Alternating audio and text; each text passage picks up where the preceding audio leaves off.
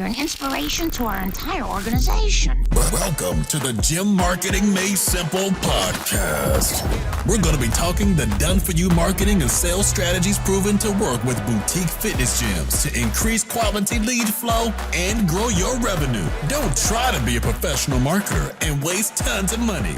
Let the experts at Lasso do it for you. And now, here are your hosts, Blake Ruff and Sherman Merricks. Hey everyone, this is Tommy over at Lasso. Question of the day today was, I'm getting a lot of leads, but very little interaction. What can I do to make this better? It's a great question. And the reality is, you guys, is just depending on the type of model that you're running, you got to be thinking about, okay, how much competitive advantage do I have in my marketplace? And I'll give you a couple examples, right? If you're the only one in your market that does what you do and you do it really, really well, you have a lot of leverage. You're tending to get more response rates because that person has nowhere else to go to shop for what it is that you offer. On the flip side, if you are a business that's very similar to 5 to 6 other concepts in the area, it's highly likely that you're going to get a lower response rate because people have other options to go shop and gather information, right? So at the end of the day, the consumer is always thinking about path of least resistance. What's the easiest way for me to solve my problem right now? And that's when we get into different sales tactics around like, hey, speed to lead and following up and all those things, it matters because if you're doing that and your competitors are not, you're going to beat them in the type of market that you're competing in, right? And so don't take it as like people not engaging, that they're not interested. It's more of just getting comfortable with the fact that you're not the biggest priority of their day, nor are you so unique that there aren't other options out there for people to go take a look at. Think about it like the last time you hired an electrician, or the last time you bought a car, or the last time you reached out for a particular service in your area, right? Like typically it's probably like, hey, there's maybe like 3 to 4 different plumbers or electricians I could reach out to kind of gather some information. And I'm going to make all of those phone calls and kind of just see who can best serve me, learn a little bit more about them, see how professional they are, get some pricing info. That's all that's happening on our side, you guys. It just happens to be fitness in a gym. Like as much as we like to think our thing is so unique at solving problems when it comes to health, fitness, and performance, more often than not, there's probably 3 to 4 other, organizations, offers, places out there that do something similar enough to where the consumer is going to go ahead and shop around. But again, like that's where like follow up, lead nurture, speed to lead, stuff like that really matters. So in today's day and age, guys, people are inundated with automation. So it is not uncommon for someone to submit information and get some sort of automated text back to them. 6 years ago, that was groundbreaking. Like, oh my God, like Twilio is a lot. They can. This software is amazing. They can send out all this stuff, and like, okay, guys, like rules have changed. That's like table stakes now, right?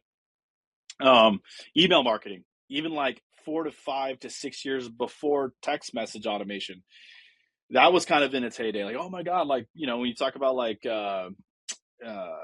what's his face, Mr. Brunson over at like ClickFunnels and stuff like that, right? He talks a lot about like the email marketing and like building an audience and like nurturing them and all of that stuff. And it's still a really, really reliable strategy. But guys, like it's not uncommon for us to opt into stuff and get a couple of emails a month talking about educating us on the services or the product and offering deals and stuff like that, right? So all of this to say, you guys, is people are inundated with this stuff. So you can't take it personally or get frustrated when someone opts into something and they don't respond immediately. It's kind of like, yeah, because it's normal for them to experience that. And they're doing it with 3 to 5 other companies in the area that are probably have the same mechanisms in place.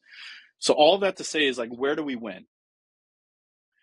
You win by being more human in your interaction, right? And what I mean by that is, what are things that you can do to come across more authentic and less robotic? And the more connection that you can make quicker with people, the faster you're going to get them to interact. Because I'll be honest with you, the way that I think about it is, if I notice that something is automated, hey, you opted into X, Y, and Z, like I know a robot's talking to me, I have zero incentive, like zero, to interact with that thing. They're not going to take it personal. They don't know who I am. They don't care who I am.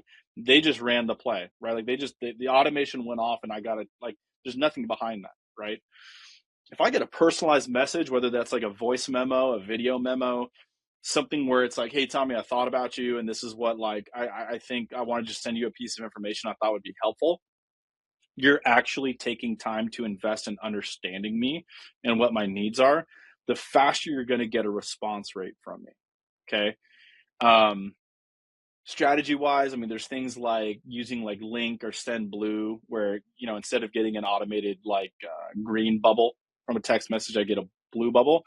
But even that is starting to become competitive. So like you have to layer in actual touches that matter in order to get me to respond nowadays. Nothing is still going to beat phone calls. Now, I know a lot of you are going to say like, hey, but like no one's picking up their phone. I understand that. And so like if all you're doing is doing phone calls, like, yeah, like I'm going to block you every single time. It's the sequence that matters in terms of building trust. So if you are coming from the mindset of I'm going to lead with value, educational emails about what we do, educational text messages trying to build a relationship. Hey, I thought about you. This is what we do. This is how I think we could best serve you. Voice memo, stuff like that. And I start to engage with your content. And then you lob a phone call to me, higher the likelihood I'm going to pick up because you are taking the time to build like the foundation of actually having a conversation with me. And in my head, I am constantly evaluating what's the cost benefit of picking up my phone call and actually talking to this person right now. If it's all automated, the answer is zero. I'm not going to pick up my phone. If it's someone is obviously like taking the time to nurture me, they're sending me value added things that I'm engaging with via email and text. In Go High Level, you can track engagement scores, so you can see like how much people are interacting with your content, and then you lob a phone call. And I said, "Oh, this is the phone number of the person that's sending me really really good text messages, whatever." The higher the likelihood I'm going to engage with you, right? The other reality is too, guys, is in the land of automation and competition in the marketplace, like it's going to take a longer time to convert. The sales cycle is going to be a lot longer. And that's just a reality we all have to settle with, because the only way to get around that is on the marketing side, we move into clickbait strategies of like, hey, I'm going to lie to you about what it is that we actually do just to get you to respond and like take advantage of, you know, let's just say like the price point, or I'm in a certain emotional state and you want to take advantage of that and be clickbaity. Like that's option number one. Don't recommend we go down that road. Or option number two is like just figuring out a way to build more human connection with me. And that's where, if everything that is outbound is transactional and not educational, not value add, I mean, people aren't dumb. They're going to read that and say, yeah, I'm not going to interact with that, or I'm only going to interact with that when I really have a problem and it's time to act. But that's where all this stuff really matters, you guys. So like on the Facebook side, we're obviously pushing leads to the top funnel. We're pushing leads to website. We're pushing referrals. We're pushing reactivations. Like we're a 24/7 billboard for your business that is building awareness. It's building branding in your community. People are getting more familiar with their brand. They're seeing it more often. So when they're in a window of buying fitness, they're thinking of your business first, right? But once we actually opt in, that's where the work actually starts. You got to start building a relationship with me, and just think about it from a place of how can I add value to this person's life. Think about your ideal client avatar, what it is that you're offering, what are their top 3 to 5 pain points, and creating different types of education or resources around that, to where you are just offering a lot of free stuff. In today's day and age of AI, you can create this stuff on the fly, make it really, really polished, really, really branded, track engagement scores and Go High Level to see what types of customers are the warmest to actually making a decision. And that's how you prioritize your phone calls or your outbound reaches. Okay. If you guys have any questions about how to implement this in your gym, or you know, things you could be doing better, set up a call with your coach here at Lasso. Or if you're a prospective lead that's maybe looking to utilize Lasso, just know that this is a part of our system. We'll sit down, we'll work it out with you, and just make sure like, hey, all of your messaging is on point.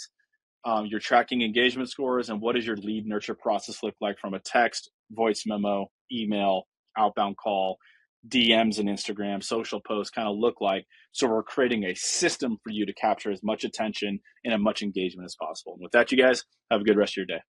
Yeah. Thank you for listening to the Gym Marketing Made Simple podcast with Blake Ruff and Sherman Merricks. We hope you enjoyed.